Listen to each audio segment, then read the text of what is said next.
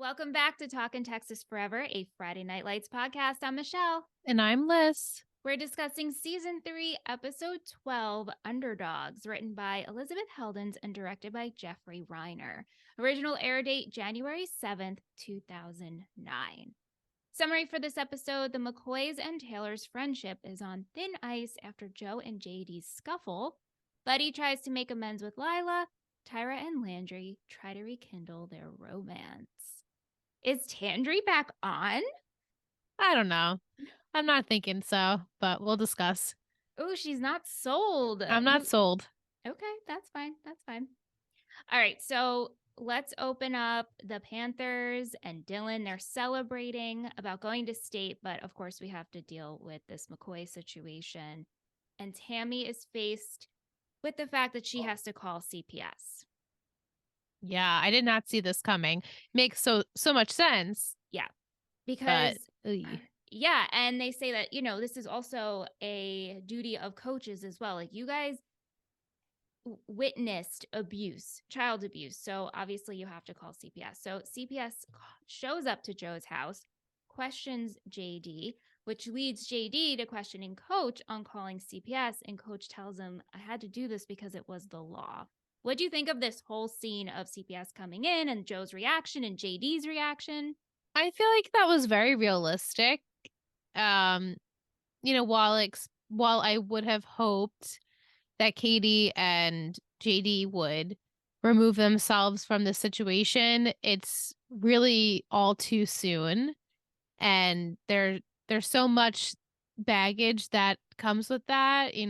Like my solution was like, oh, just pick up and leave. Like, obviously it's so much more involved than them just picking up and leaving. Like, this is a marriage, this is a father and son, and it happened this one time. So while it's definitely not right, Katie wasn't about to throw away her entire marriage just because of it. And JD obviously still loves his dad and just really doesn't want nobody wants anyone's feathers ruffled up.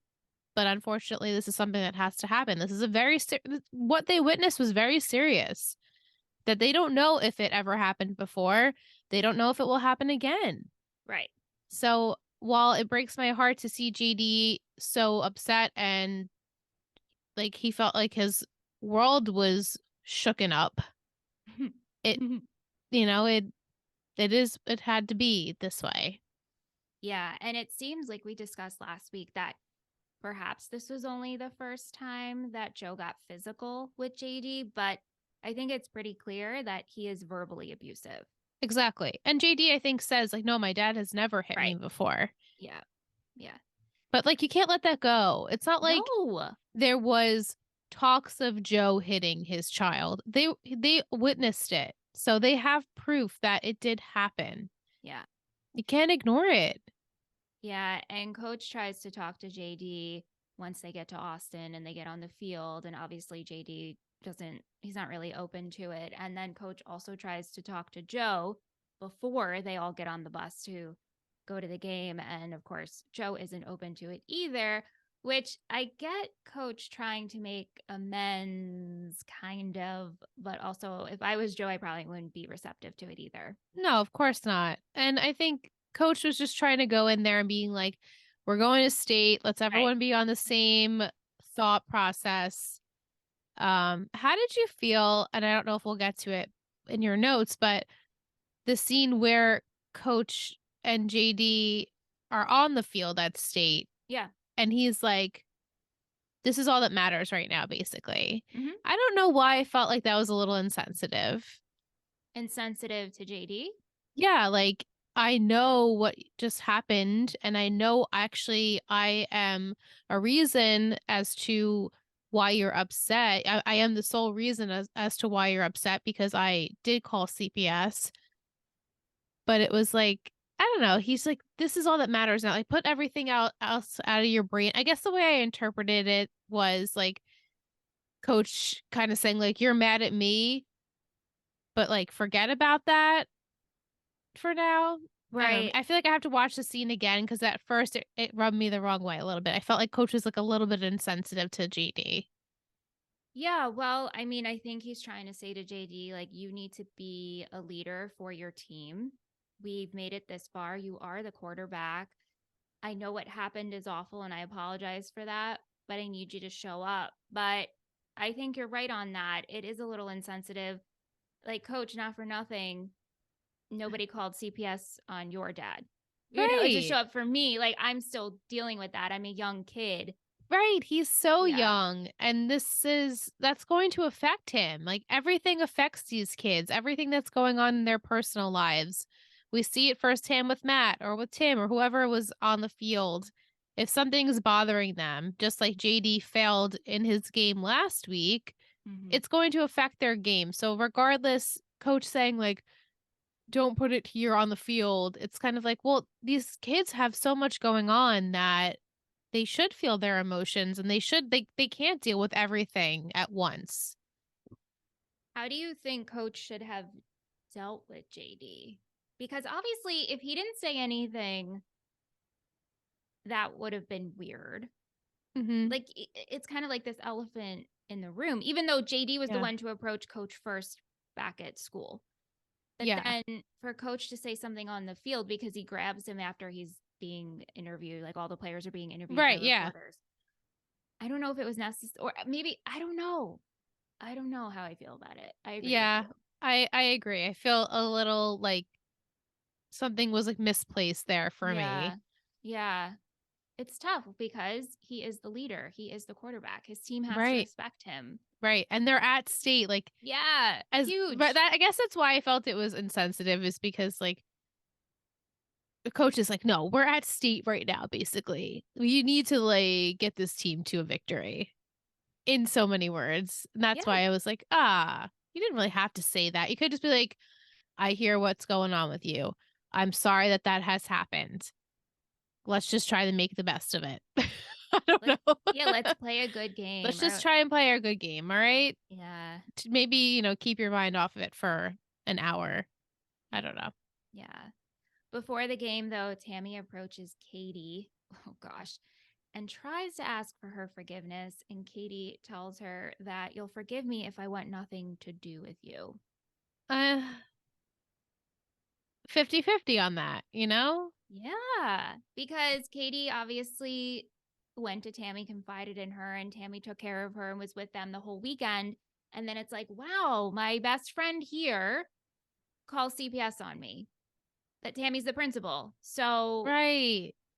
She's wearing a lot of hats. She's friend, she's principal, she's yeah. coach's wife. She was a Yeah. witness. Right. Like I right. she the whole thing. She really her hands are tied and she didn't want to have to make the call. Right. And I think Katie knows that Tammy truly didn't want to do it, but she's just so upset and hurt that she had to do it. Right.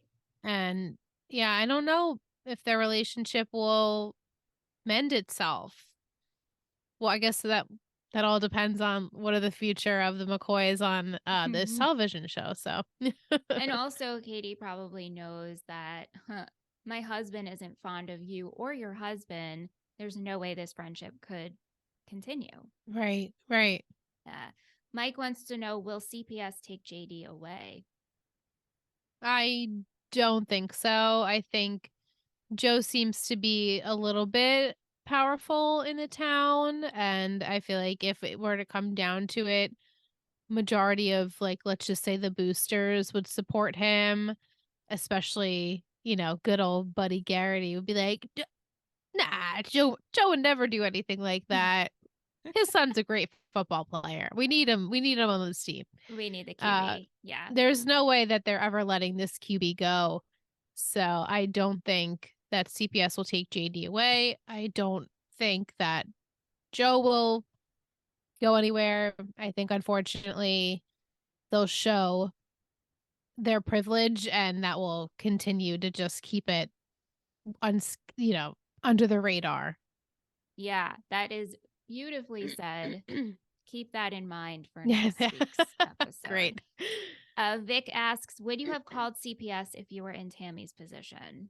You have to. You have to. She did not have a choice. It's the law. Gosh, that was so Long Literally. Island. Did you hear? That's the law. It's the law. It's the Okay? It's law. the law. Wow, my Long Island is showing. It's showing. Ooh. But yeah, yes, I would have. Yeah. Yeah. Yeah. Lyla, she's still staying with the Riggins, and their living situation, as we know and see always, is disgusting. She wakes up one morning to use the bathroom. The toilet's gross. She lines the toilet seat with coffee filters, which I That found was so hysterical. funny. That was And so funny. as she's on the toilet, Billy wakes up. He's got to pee. He walks in on her and he's like, fine, I'll piss in the kitchen sink. What do you think about Billy's undergarments? Do you like his banana hammocks as of late? I feel like that works for him. But also, why can't you pee outside? Why did Right. you have to pee in your kitchen sink? That's absolutely disgusting. You wash dishes in there. So gross. If they wash If dishes. they wash dishes. I mean, we're no strangers. Like, Lila knows this living situation. You Yeah. think that, like, a girl being around would help a little bit, keep it a little tidy, a little cleanly, but no, she's like, it's a shithole, and I can't wait to get out of here. Yes, so much so that when she meets with Buddy, Buddy asks her, hey, will you come home? And she goes, yeah, the Done. Riggins house is disgusting. Yeah, sure. I'll come home. And also, like, I'm better now because I'm going to San Antonio State with Tim. And Buddy absorbs this, but he keeps quiet and he allows it. Yeah, I was surprised by Well, Buddy's choose your reaction. battle, right? Like, Absolutely. And that's why I was like, if he could just support his kid with this one decision, maybe it would show some growth. Maybe she would respect him a little bit more because he's not forcing a situation. He's like, all right, if that's your decision, that's your decision. Obviously, he can't contribute to giving her any tuition towards it. So, however she's going to go is going to be on her own terms. right, right. Yeah, how do you think that's going to work? San Antonio State together. How do you think that's going to work? I know what happens. I think I don't know if that's going to happen. I don't know. Good prediction. Yeah. Yeah. Billy, he's all excited because he bought a new property and it's going to be an auto repair shop called Riggins Rigs. I love it. I love it. Obsessed. Riggins Rigs. I was just thinking with Mm, going back to the Lila and Tim stuff. yeah. Remember when Jason and Lila got engaged and they said they were going to get married? That was like season 1. Yes, yes. It Mm-hmm. just feels like a little familiar with this. Tim and I are going to move in at the same college, go to the same college together, and like not actually really think it through. Like, think that they're doing adult responsible things. But anyway, that was just my thought. I had like a little light bulb while just talking about it. Brandon Ellis 5'11" commented on our reel today about Tim and Lyla and how we're shipping them. And they said, so romantic, I almost forgot that Jason Street's chick, that Lyla is Mm-hmm. Jason Street's chick. And you do kind of forget that they dated because Jason and Lyla ended up as such a good friendship, which I love. Yeah. And not for nothing, like Lila's her own person. Like I don't look at Lyla as Jason Street's. Do you know what I'm saying? Well, yeah, of course. Right, but when they wrote that, I was like, yeah, you're right. Like I just don't think of them dating. So when you brought up the proposal, I had to like dig deep and be like, oh yeah, Mm-hmm. that's right, they did. Yeah, all the way back to season 1. Yeah, yeah. I liked him and Lyla better Yeah, together. I think so. Yeah. Plus, we didn't really see like the good moments of Jason and Lyla. No, really nothing at all. It Pretty was, tough. he unfortunately gets paralyzed and that completely changed their relationship. Yeah, yeah. And then Lila falls into the arms of his bestie and then they fight and then they don't speak and then Tim like torments Lila for like a year and then oh wait, actually I really like you. There you go. Ah, perfect love story. Oh yes. Oh yes. Matt, he's thinking about college and shows Tammy his portfolio for going to art school in Chicago. You can tell that Julie's trying to be supportive, but she's obviously sad and hesitant about this. And Matt is also excited about his portfolio and he shares it with Shelby. And he says, I don't know how I'm going to get the money to pay for it. And she goes, People will always want haircuts. I will send you money. We'll make it work. But the problem is, Grandma overhears this.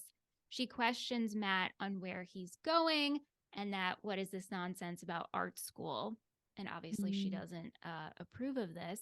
But Yeah. But what but did she think he was going to do when he graduated? football.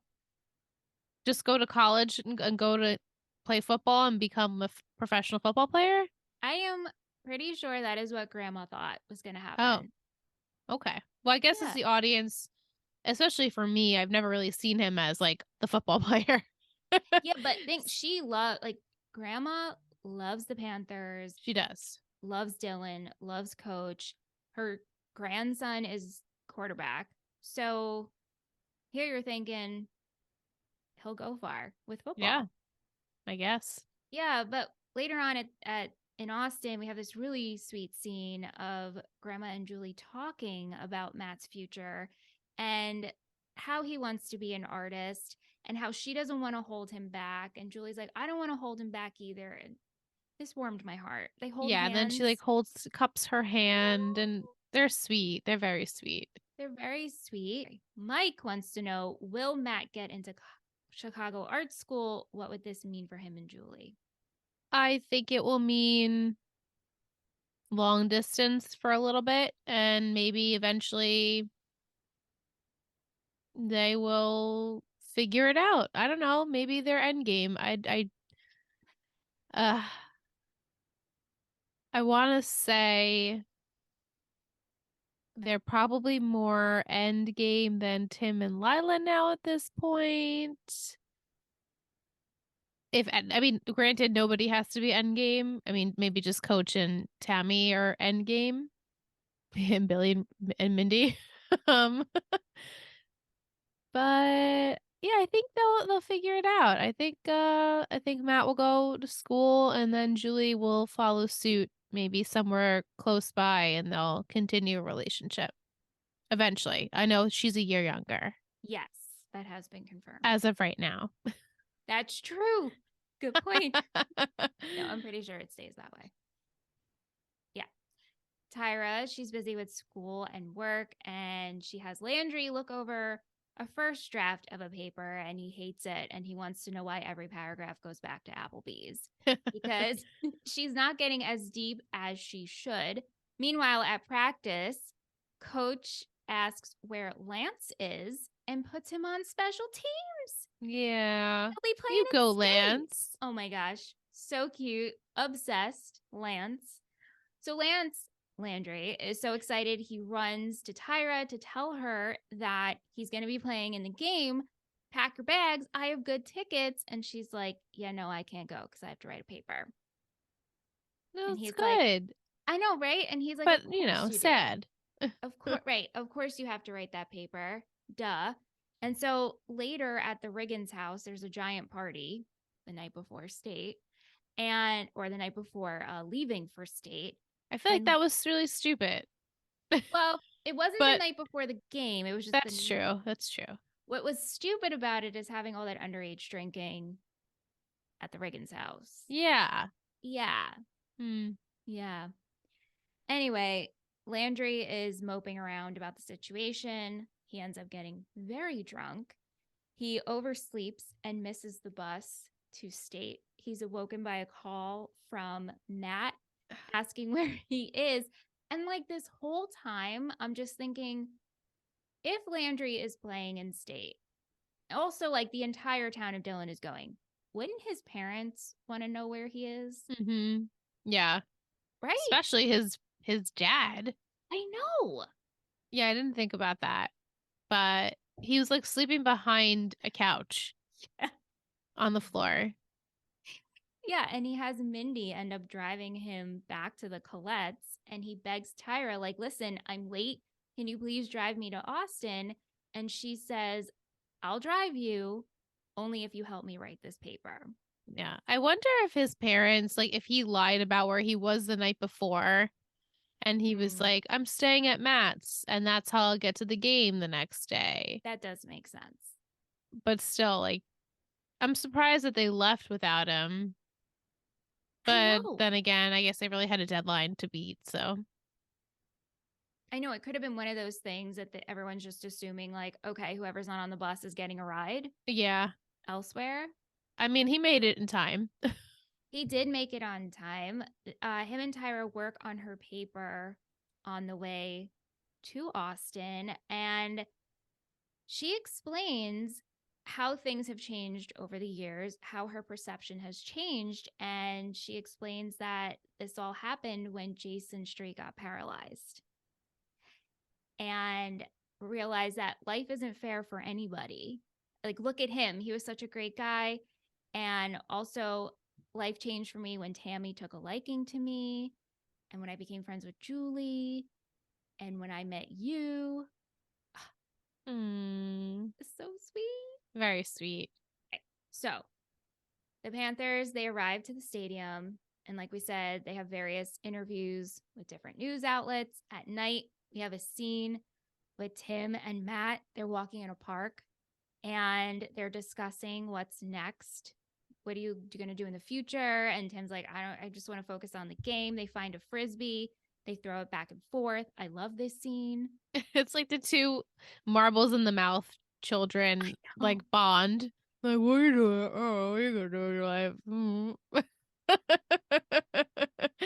But it's cute. Matt's like, no dog piss on it. Like, well, however he speaks, it just cracks me up every time. Like he can't open up his mouth, but they play frisbee, and it was cute. Like it just was an innocence in that. It was Yeah. sweet. Yeah. And we see everyone kind of getting ready.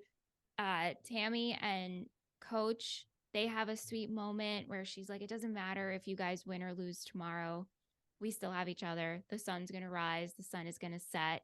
And then we have this beautiful narration of Tyra reading her paper and what she wants out of life.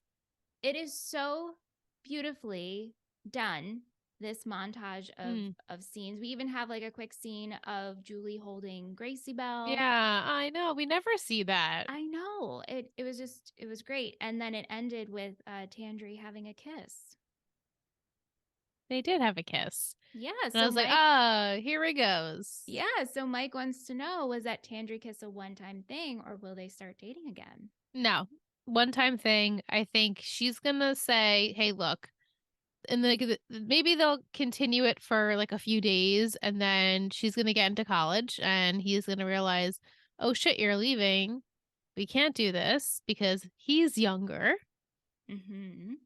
Okay. That's just my thoughts. Like, oh, it was so nice to have this kiss and reconnect because we do understand each other on a very personal level. And time again, he helps her, she helps him in ways, and they just have a very special bond. But I think they misplace it for romance. I think in like their friendship is misplaced in their heads. Like they are like, oh, they mistake it. I'm sorry. Like they mistake it for this must be romance because we're so connected.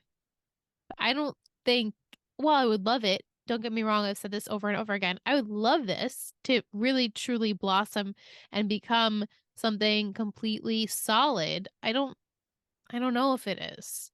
I want to say Tyra's ready. She might be ready, but I don't know if like now the timing is good. Is going to line up.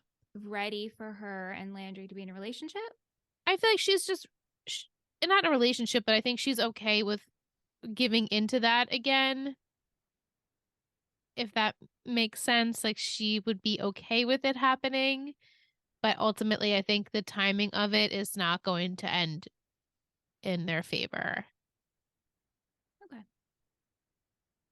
We shall see.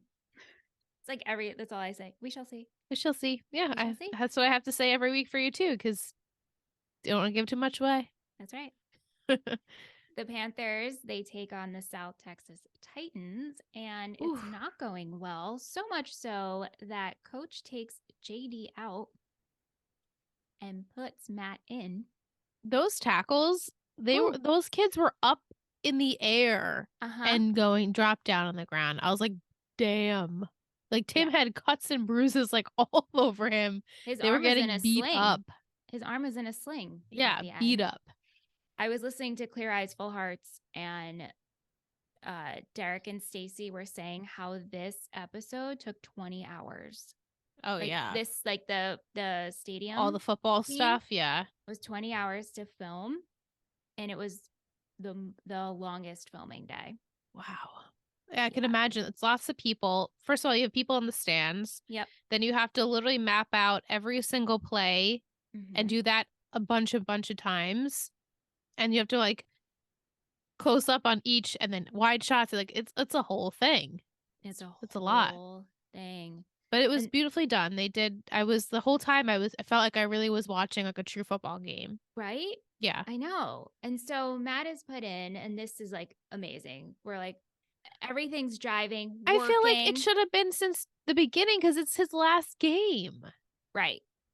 Right. You And know? it's sad that it took this to put him in, Yeah. but we get down to the last 6 seconds of the game, and the Titans kick a field goal and end up winning the game. Yep. I also really loved the way this was shot because it was done in silence. Yes. I like when they And do things like that. yeah, it adds dramatic effect. And the score was so close. It was 28-30. But also, you predicted that they were not going to win. And it's better for storytelling, too. Yeah, because of the scene we get after it, where coach is like, I love y'all. You guys played a Yeah. fucking amazing game. You should be Yeah. proud. I'm proud. And I love that he invited friends and family to come into the locker room to hear this speech. Yeah, it was a very beautiful scene. It was really good. Our last scene is everyone gets on the bus to go back to Dylan, and we have Tim walk out onto the field, take in a moment, and drop his cleats. Yeah, I loved it. I cried. I cried a lot in this episode. I cried way moved more me. last week. Oh, wait till next week. Well, next week's the finale. I can only imagine what's happening. Our It's kiddies are gonna graduate. it's beautiful. It's such a good finale, and the emotions just take over as they should. Interesting. Well, you Yeah. know what? Yeah. We're in December right now. January. Okay. So like the school year is not over. Mm. So we'll see how that works out next week. Mm-hmm. I look forward to watching as always. Yes. Vic, not. Did I ask Vic? I did. Okay, I'm sorry. Questions pasted twice. Okay. Will's question for us: what is the biggest underdog moment in your life where you felt there was no chance but you pulled through?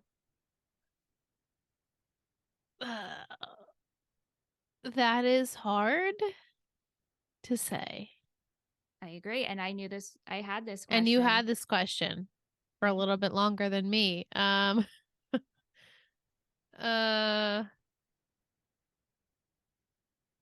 have to report back. I feel like that, us as a podcast network has definitely had those moments. And then when we look back 6 years later, you're like, well, damn. I feel I like did all those things. with in the beginning, if we're going to talk about like an underdog Tree Hill Talk moment, was getting James and Steven to come on in the summer of 2018. Yeah. Like that to me, pulling that off, especially when technology wasn't great and the way I wired our old school mixer with Skype and the way I recorded that. And I look back and I'm like, was Zoom around the entire time? Probably. Could this have made my life so much more simple? Because at the time, we were recording through this like plugin for Skype. Oh, yeah. And that was faulty. And we even used that in the beginning of the pandemic when we were doing our podcast. Yep. I know.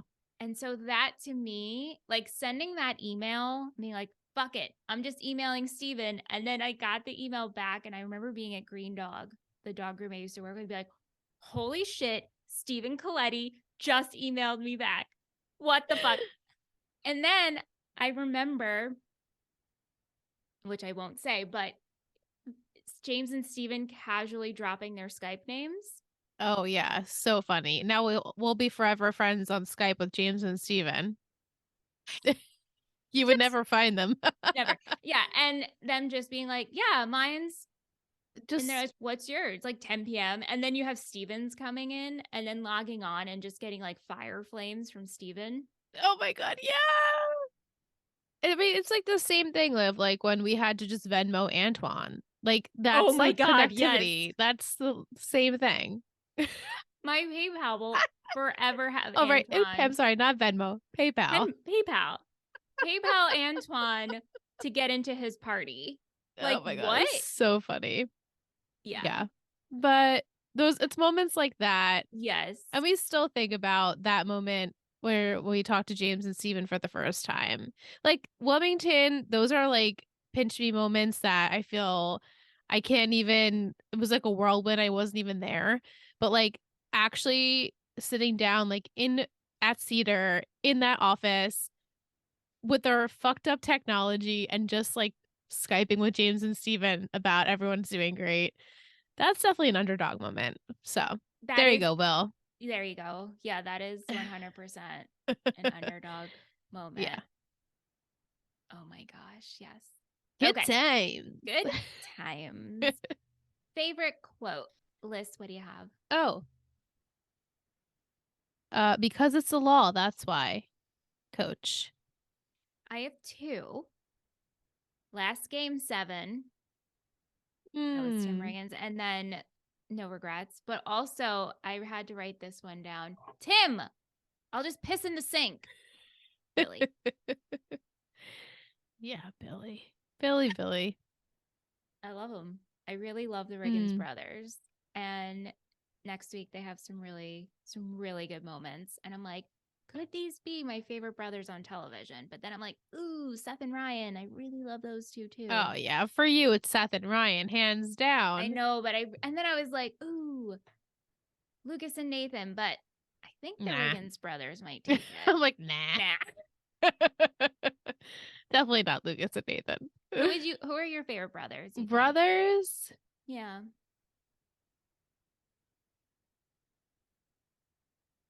My favorite brothers that I had watched at a time in my life were the Salvatore brothers, but I wouldn't say they're like the bonding brother type. They're like Okay. complete opposite. Yeah. Yeah, I mean Seth and Ryan definitely Yeah. have a really nice brotherly bond. Yeah. I'll have to think about that though, out of like all of my shows. Well, out of our Betty shows, Oh, because then definitely Seth and Ryan. yeah, I know. Maybe I was having a stroke today. When I thought about it, I'm like, could the Riggins be my favorite I brother was like, duo? no, honey, what No. are you talking about? What's happening? Do you need some water, fresh air? Oh, MVP and shittiest. Who's your MVP? I picked Eric Taylor, coach. Beautiful. I picked Matt. Yeah.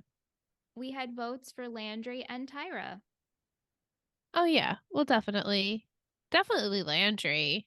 Yeah, You know, he's always there to lend a helping hand. I know. I mean, I feel like this episode had a lot of good MVPs, a lot of choices. I Yeah. struggled with shittiest, and in the emails, people struggled. They chose Joe. Yeah, same. I also put Joe, and I feel like it's the obvious one, even though he didn't really do that much this episode. No, it just the reasoning as to why it all went down is because of him, and so Right. that's why he's shitty. But yeah, it was hard. It was hard to pick an MVP, and it was hard to pick a shittiest. Yeah. So I feel like everyone really was MVP worthy, at least Yeah. in this episode. Did you like this episode? I did, yeah. I feel like for some reason everyone was like hyping it up, and I I all know. no, not just like I expected to be a lot more emotional, and I think I kind of just like disassociated myself from it and just watched it from like I expected like that scene of with Tim at the football field. I didn't cry, and while in my heart I was like, wow, that's special. I expected me to. I must have cried too much this this past weekend. Enough. So I just didn't. I felt emotional, but it didn't like come to the head. Coach's Corner. What was your favorite moment? I had Coach on just, talking to JD the way he had to talk to him. Just the one scene where he was like, "Yeah, I had to do it, Because it's the and I'm law. sorry." Yeah. I chose Coach's speech to the team and family and friends after the game. Oh yeah, that's the one. And That's just it. how he called them all gentlemen and their champions and that he's proud of them. I thought I was very touched by that. Yeah. Yeah. Uh it's really exciting because this week we do have a Panther of the Week. Oh, Yay! Our Panther of the Week. Are you ready to hear this review? I am so excited. Liz, take it away, please. Okay, a great podcast. 5 stars from Elizabeth 81890. Found this podcast from Matt of the Lonely Boys. Shout out to Matt and Brandon. If you love Gossip Girl, check them out. I really love how they incorporate their fan base with Booster of the Week and all the comments and questions they read. I am not a newbie to FNL and I am cringing a little bit at some of these predictions. I am going to have to try out Gossip Girl and OC coverage. Thank you. I hope so cringing and much. oh, funny, not I like, know. "Ay." I know, because they're not that bad. No. They're The culty thing, I get it. I get that. But other than that, I feel like it's been pretty tame. I think so. Thank you so much for leaving us a review. Thank you. Literally squealed and screamed and then sent it to Liz. And I hope, Liz, when you receive that today, that you heard the screams come through. I did. You're like, finally. And exclamation points. Yeah. So thank you so much. If you're enjoying the show and you haven't already, please consider rating us 5 stars and leaving us a review on Apple Podcasts. It would mean the world to us. And we like to pair emojis with episodes. So, Liz, what are you thinking for this week? Ooh. I was thinking a paper because Tyra's been writing her paper, and there's 3 paper emojis. There's one with the pencil. Yeah, sure. Like a couple of papers, like she's writing her essay. So that's this week's emoji for this episode. And what we mean by that is you can stick that emoji in Apple Podcast review if you feel fancy to do that, or you can send it to us in a DM on Instagram, Total Betty Podcast Network, through an email, Discord chat. We just want to know you made it this far, and that way we know you're listening. So thank you so much. We appreciate it. Booster of the week, Liz. Who's our Total Betty booster? Our booster is Lisa. Lisa. Welcome back, Lisa. She's been gone for a little bit, but she's making her way back into the episodes of the podcast. And we just wanted to say thank you for your support. We always love to get your emails and messages. You have such a great take on the shows that we podcast about. And we look forward to many more conversations in the future. So we're happy to hear from you again. Thanks, Lisa. Like I said, last week, you made me LOL pretty hard. How you thought you were behind and then you were ahead. Can't wait to hear what you think about season 4. Yeah. Oh my God, I'm so excited for season 4. Yeah, and I think Friday Night Lights is one of those shows where, besides 2 being weird, there is no bad season. Mm-hmm. Yeah, so I look forward to that. Yeah. All right, Liz. Next week is the finale. Oh. Season 3, episode 13, Tomorrow Blues. The quote, Joe, you do not represent this team, Coach Eric Taylor. Oh. Joe does not represent this team. That's what Coach is saying to Joe. Is JD's real name Joe? Joseph? And that's why they call him JD, because he's like a junior in a way? I don't know about that. What a great question, Lissy. Okay. So I think, obviously, this is Joe McCoy. Correct. And he's trying to step out on the field, and he's probably pissed that Coach took him out last game, and even though he's probably like, oh, we would have won if JD stayed in the game. Bullshit. So him and Coach are gonna be on the outs. maybe, hey, let's hope that they decide they're not going to play for this team anymore and they up and leave. They're going to The move. McCoys?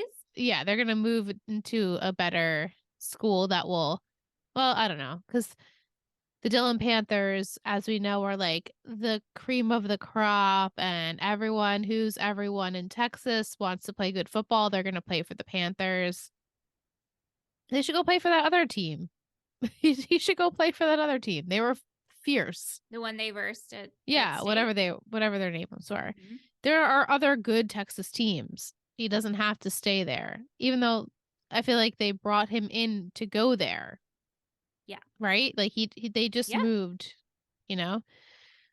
My hope and dreams would be that they would leave again, but I don't know if we'll be that lucky. So it's finale, so we're wrapping some things up.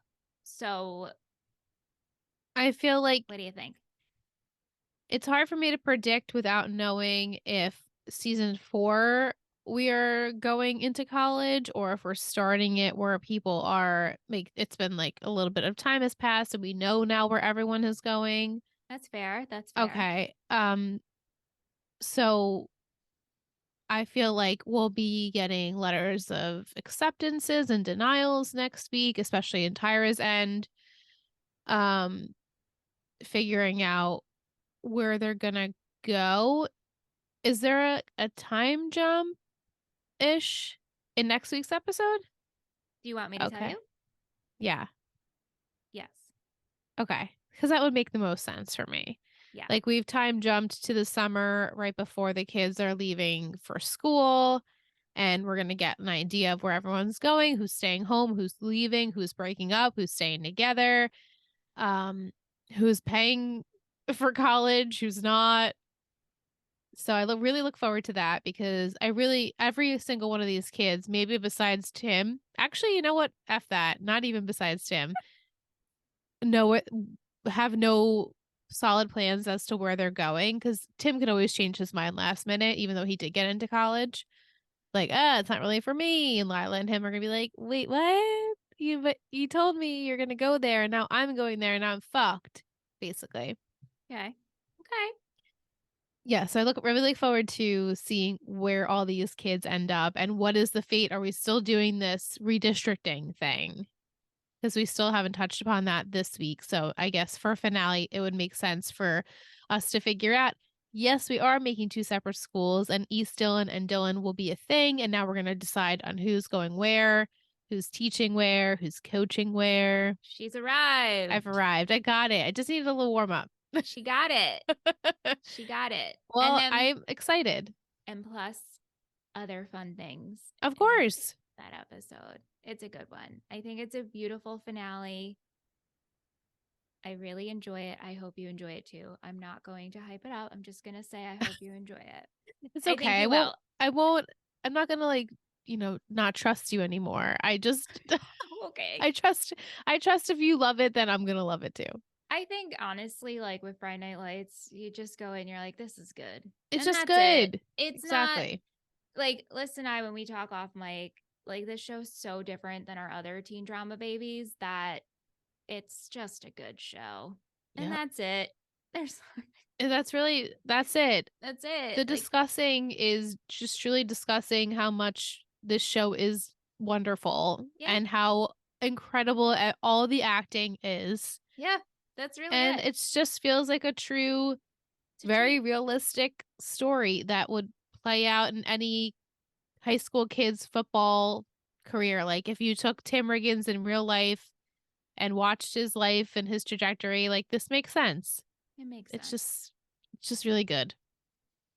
Plain and simple.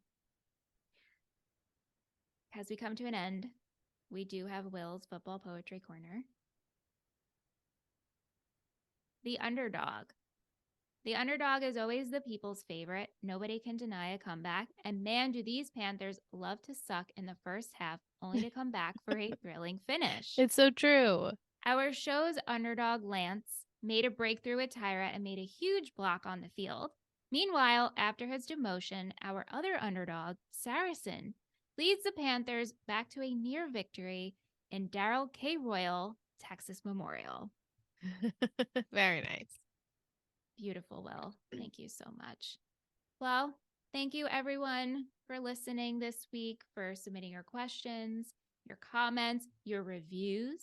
Hint, hint. Be our Panther of the Week. If you leave us an Apple Podcast review, we'll read it on air. And we hope you come back next week for our finale of season 3, Tomorrow Blues. Yay!